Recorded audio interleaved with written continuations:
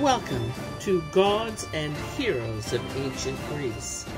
My name is MyLinda Butterworth, and today we begin with the epic tale of Heracles, or in Roman, Hercules. We begin with the chapter, The Infant Heracles. Heracles was the son of Zeus and Alcmene, the granddaughter of Perseus.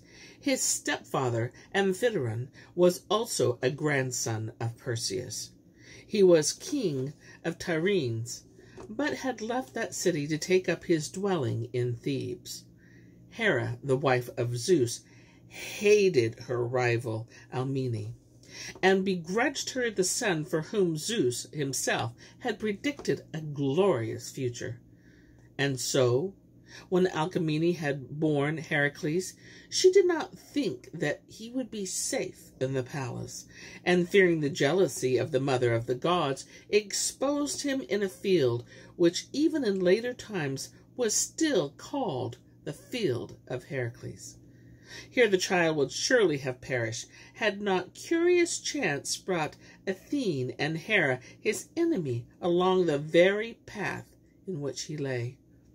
Athene looked at the beautifully formed child with wonder, had pity on him, and induced her companion to nurse him at her divine breast. There he sucked far more lustily than his tender age warranted, and he hurt Hera, who put the boy ungently back on the ground.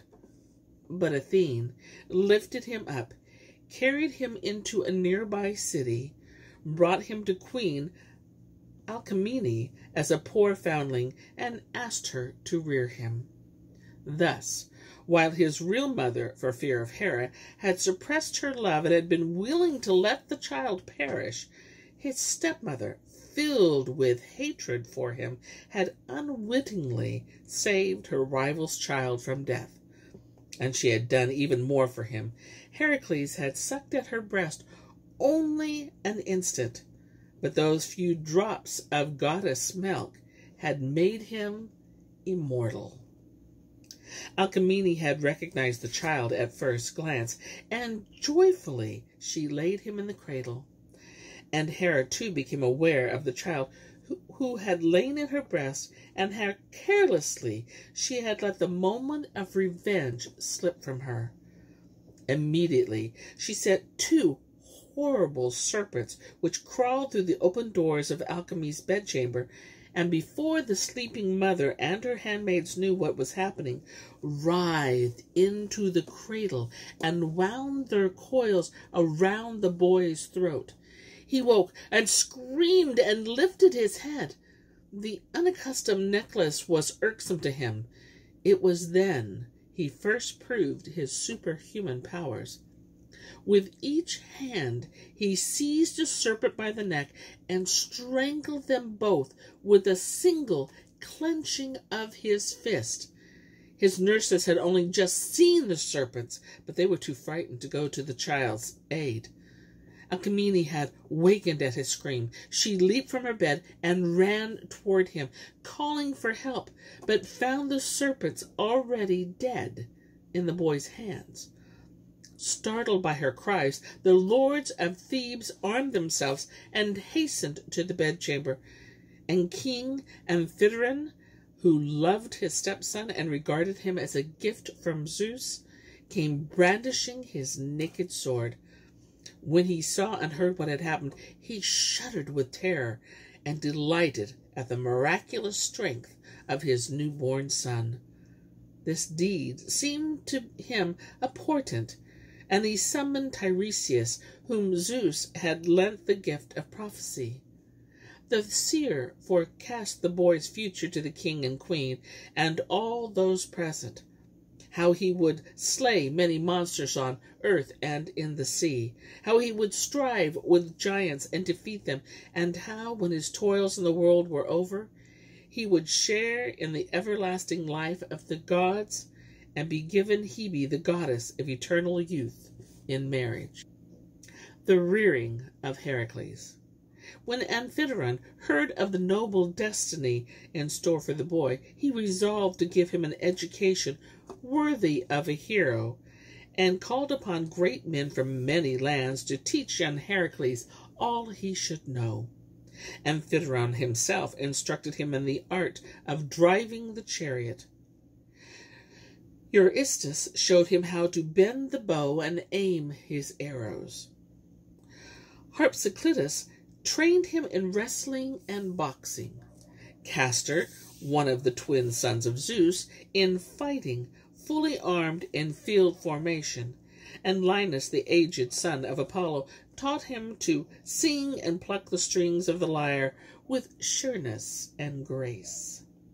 Heracles was an apt pupil, but he could not endure harshness, and old Linus was a fault-finding teacher. Once, when he struck the boy, unjustly it seemed to him, Heracles snatched up his instrument, flung it at his teacher's head, and killed him in an instant, an act which filled him with great remorse. He was then summoned to court for murder. But the just and famous judge, Radamoneus, acquitted him and made a new law to the effect that if death occurred as a result of self-defense, blood vengeance should not be sought. But Amphitryon feared that this overstrong son of his might become guilty of other similar offenses, and so he sent him to the country to tend his cattle. Here Heracles grew up, surpassing all men in strength and size. This offspring of Zeus was marvelous to behold. He was 4 ells tall, and fire flashed from his eyes. He never missed the mark, whether he shot with arrows or threw the javelin. At 18, he was the handsomest and strongest man in all of Greece. And now the time had come when it was to be seen whether he should use his gifts for good or for evil. Heracles at the crossroads. Heracles left the shepherds and their beasts, and went to the solitary region to consider what his course in life should be. Once, as he sat pondering, he saw 2 women of tall stature coming towards him. One was beautiful and noble, with modest means, and her robe fell about her in folds and stainless white. The other was full-bosomed and seductive, and the whiteness of her skin was stressed by powder and tinctures. She carried herself so arrogantly that she seemed taller than she was, and her gown revealed as much of her charms as was possible. Now, she complacently regarded her own person with bright, vacant eyes. Then again she looked around to see if others were watching her, and often she gazed admiringly at her own shadow. As they approached, the first did not quicken her step, but the other crowded past her and ran toward the youth, whom she at once addressed.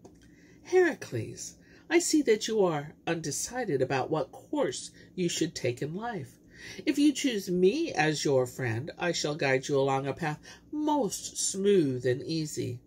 There is no pleasure you will not taste, no discomfort you shall not avoid. You will not be concerned with wars or other hardships. You shall think of nothing but the enjoyment of exquisite foods and wines, of indulging your eyes, your ears, and your whole body with pleasant sensations, of sleeping on a soft couch, and all these joys will be yours without labor or effort. Should you ever run short of means for leading this manner of life, do not fear. I might urge you to bodily or mental toil. Quite the contrary. You will reap the fruits of another's labors and refuse nothing that could bring you profit. For I accord my friends the right to use everyone and everything for their own advantage." When Heracles heard these seductive promises, he asked her in astonishment, "What is your name?" Whereupon she replied, "My friends called me Happiness, but my foes, to humiliate me, have called me Idle Pleasure." In the meantime, the other woman had approached. "I, too, have come to you," she said. I know your parents, your gifts, and your upbringing. All this leads me to hope that if you choose the path I show you, you will become a master in all that is good and great. But I have no slothful joys to bribe you with. I shall tell you the will of the gods for those on earth. Know that the immortals grant nothing to men without effort and toil. If you would have the gods look upon you kindly, you must honor them.